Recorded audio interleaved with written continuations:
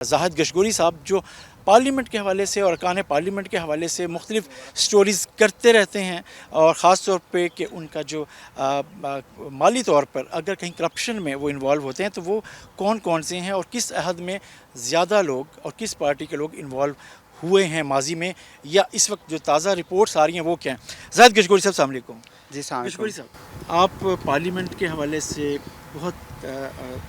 نظر رکھتے ہیں، ارکان پارلیمنٹ پر بھی نظر رکھتے ہیں، خاص طور پہ ان کے گوشواروں پر بھی نظر رکھتے ہیں اور ان کے ذرائع آمدن کو بھی دیکھتے رہتے ہیں۔ آپ کیا سمجھتے ہیں کہ یہ ایوان جس کے سامنے ہم کھڑے ہیں اس کے ارکان پارلیمنٹ کتنی اپنی ساکھ کو برقرار رکھنے کی کوشش کرتے ہیں؟ دیکھیں یہ بڑا دلچسپ ہے، اگر آپ نیب کی تاریخ اٹھا کے دیکھ لیں تو 2017 سے 2023 تک پاکستان میں 276 ممبر پارلیمنٹ کو نیب نے انکوائریز میں ان کی پوچھ گچھ کی، ان کے خلاف کیسز فائل کیے کرپشن کے۔ وہ سابق ممبر پارلیمان بھی تھے اور سٹنگ بھی تھے، ایون ابھی تک کیسز چلتے رہے ہیں۔ آپ نے دیکھا سٹنگ پرائم منسٹر پر بھی پارلیمان میں جو لوگ بیٹھے ہوئے ہیں بڑے ابھی، بلکہ تازہ ترین جس طرح آپ کے پروگرام کو اگر کوریلیٹ میں کر پاؤں تو میرے عقب میں ہی جو بلڈنگ ہے آپ ضرور دکھائیے گا، یہ کنسٹیٹیوشن 1 ایونیو، یہ ایک بڑی مشہور شہرائے جی، اس دستور وقت آپ اسی کو بتا پارلیمنٹ کی سڑک کے اوپر ایک بلڈنگ ہے۔ وہاں پر ایک بلڈنگ بنائی گئی، 50 ارب روپے کا یہ پروجیکٹ ہے، جس میں ابھی نام سامنے آئے ہیں تو وہ بڑے بڑے لوگوں کے نام ہیں، بالخصوص پاکستان کے اس وقت کے سٹنگ وزیر اعظم نے بھی یہاں پر ایک شاپنگ کی دکان خریدی ہے، کمرشل پراپرٹی خریدی ہے، ایک فلیٹ بھی خریدا ہے۔ پاکستان کے سابق ایک اور نگران وزیر اعظم ہیں ناصر الملک، ان کا بھی یہاں پر فلیٹ تھا۔ اس کے علاوہ مکسی صاحب ہیں، ممبر پارلیمنٹ ہیں، ان کا بھی ایک فلیٹ ہے، اور کئی جو طاقتور ترین شخصیات ہیں ملک کی ان کی یہاں پر ہوتی ہیں۔ تو اکاؤنٹیبلٹی ممبر پارلیمان کی اگر میں آپ کو بتا پاؤں، وہ جہاں آسان ہے ان پر الزامات بھی لگتے ہیں، اور کسی جگہ ان کو نشانہ بھی بنایا جاتا ہے، ان کو تضحیک کا آپ کہہ سکتے ہیں کہ نشانہ بنایا جاتا ہے۔ الزامات ہوتے ہیں، بعد میں وہ ایکویٹ ہو جاتے ہیں، اور لیکن ان کی جو کپڑے ہیں وہ خراب ہو جاتے ہیں، یا جو بھی آپ کہیں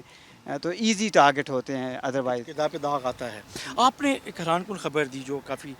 وائرل ہوئی اور چیزیں ہوئی، ڈسکس ہو رہی ہے کہ عمران خان صاحب کا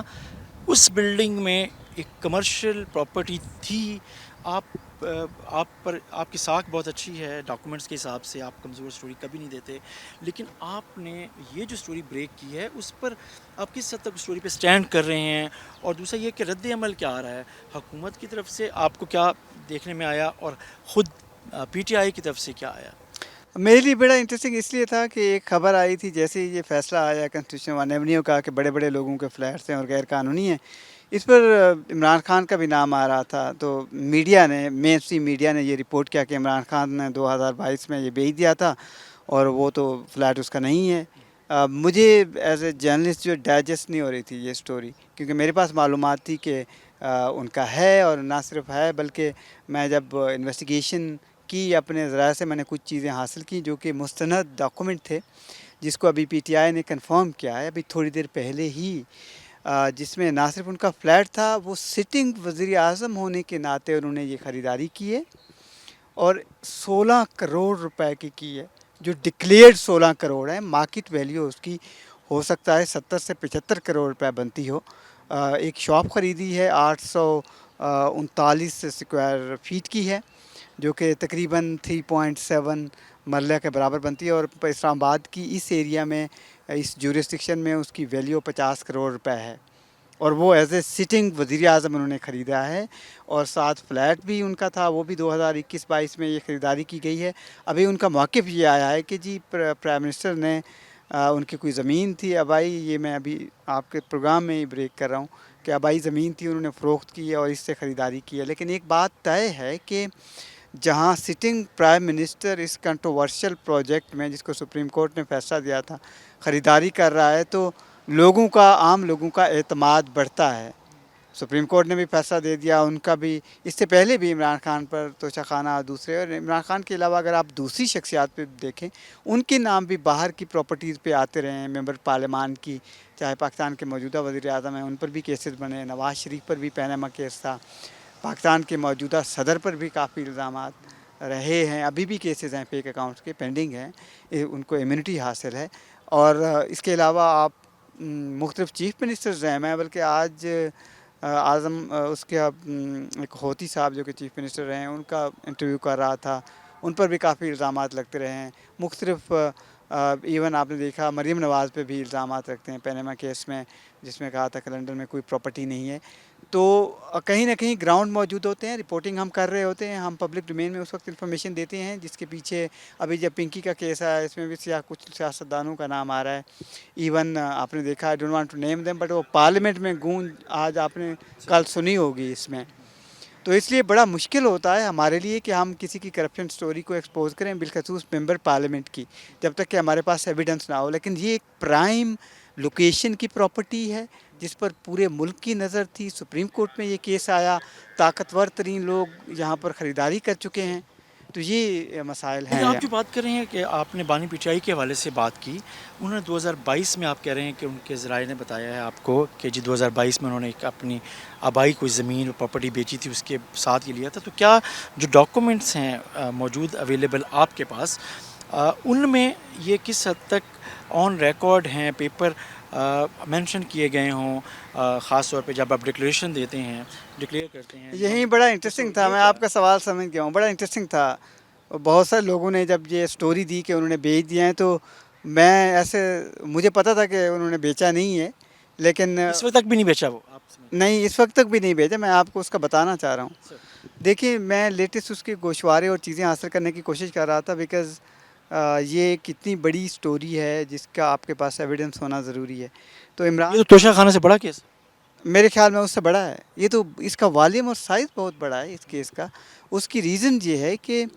انہوں نے NA89 میاں والی میں اور NA122 لاہور میں اپنے نامینیشن پیپر فائل کیے، ان کے پارٹی کے ورکرز یا لیڈران نے کیے کہ عمران خان الیکشن کانٹیسٹ کر سکتے ہیں 2024 کا، دسمبر 2023 میں انہوں نے نامینیشن پیپر فائل کیے، اور 24 میں اس کی سکروٹنی ہوئی جس میں ان کے نامینیشن پیپر جو ہیں وہ ریجیکٹ ہو گئے کیونکہ ان کو سزا ہو چکی تھی عدالت سے، تو وہ الیکشن نہیں لڑ سکتے تھے۔ اس کی ڈاکومنٹیشن میں نے نکلوانے کی کوشش کی، وہاں سے اپنے سورسز سے میں نے ایک ڈاکومنٹ نکلوایا جو عمران خان کی ٹیم نے خود جمع کروایا تھا،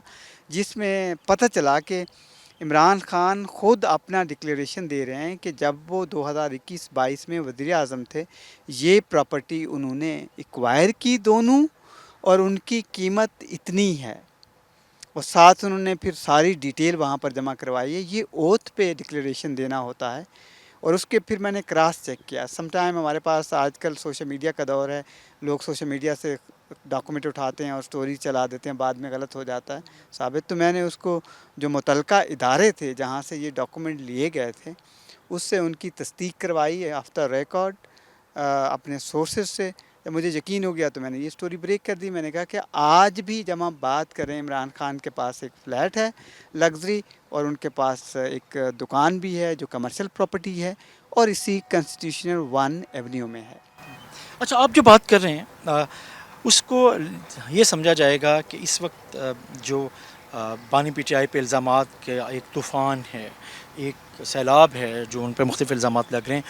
یہ ڈاکومنٹ ہونے کے باوجود اس کو سیاسی طور پہ تو یہی سمجھا جائے گا کہ شاید یہ اس طرح کا ہی ایک اور الزام ہے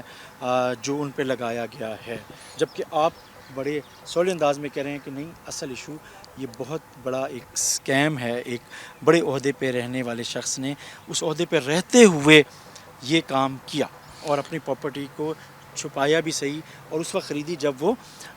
وزیر اعظم تھے، گوشوارے انہیں اس وقت ظاہر کیے۔ اس میں پرٹیکولر چیزیں یہ ہیں کہ اس نے ڈکلیریشن دیا ہے اس کا، اب یہ نہیں معلوم کہ پہلے وہ لے چکے تھے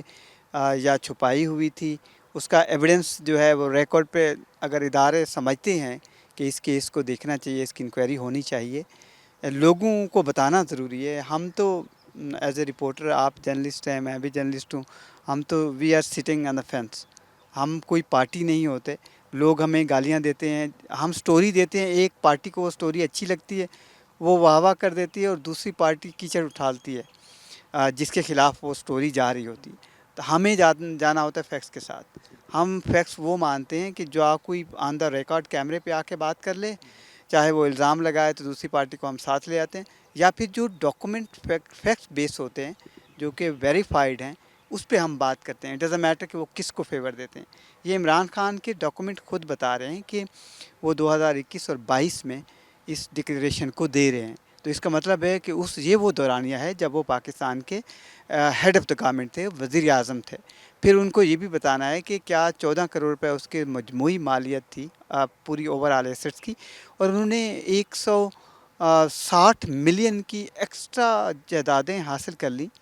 टोटल उनके 14 करोड़ सरमाया था और वो बढ़ के 32 करोड़ हो गया। तो अब उसको हम कोई इन्वेस्टिगेटर नहीं हैं, हम उनको कहें कि आप एक्सप्लेन करें, हम क्वेश्चन कर सकते हैं। यही क्वेश्चन मैंने डाला था उनको, क्योंकि अब वो ज़ाहिर है खुद जेल में हैं, उनकी कोई कम्युनिकेशन नहीं है चीज़ों में, और जेल में जो होता है मुश्किल वक्त में होता है, जो अपोजिशन में हो खुद बरह रास्त इसकी सफाई देने की पोजीशन में नहीं है। नहीं है। लेकिन अभी उनकी पार्टी ने दी है वो सफाई। उन्होंने कहा है कि जी बिल्कुल उन्हें खरीद किए हैं, ये बिल्कुल कंफर्म किया है उन्होंने ख़बर को। उन्होंने ये भी कहा है कि वो जो सोर्स आप चाह रहे हैं कि सोर्स कहाँ से आया है, पैसा कहाँ से आया है, तो उन्होंने कहा एक भाई ज़मीन है वो खान साहब ने बेची है और उसके इवज़ में ये ख़रीदी गई है। तो अब वी नीड टू चेक मोर, हम मज़ीद इन्वेस्टिगेशन करने की ज़रूरत है कि कब वो ज़मीन बेची थी, उसका डिक्लेरेशन दिया है या कब दिया था। तो ये ट्रिगर हो रही है चीज़ें, लेकिन इसको गवर्नमेंट के पे अब डिपेंड करता है कि वो इस केस को कैसे लेती है। सही। अच्छा, मेरी अभी कुछ दिन पहले साबिक वज़ीर-ए-आज़म शाहिद खाकान अब्बासी साहब से मैं इंटरव्यू कर रहा था। उन्होंने ये कहा, जैसे आपने नैब का हवाला दिया कि नैब में इतने केसेस अरकान पार्लियामेंट के गए, उनका ये कहना था कि नैब तो बना ही अरकान पार्लियामेंट के एहतसाब के लिए है या उसको इस्तेमाल किया गया। तो इसको आप कैसे देखते हैं? नैब को हमेशा सियासतदानों के ख़िलाफ़ या मुखालफिन के ख़िलाफ़ इस्तेमाल किया जाता रहा है, ये बात बिल्कुल सही है। इसका रिकॉर्ड है 2017 से 2023 तक आप देख लें, जो कि वर्स्ट तरीन इरा था अकाउंटेबिलिटी ब्यूरो का, जिसमें उसने 179 मेगा करप्शन केसेस जो कि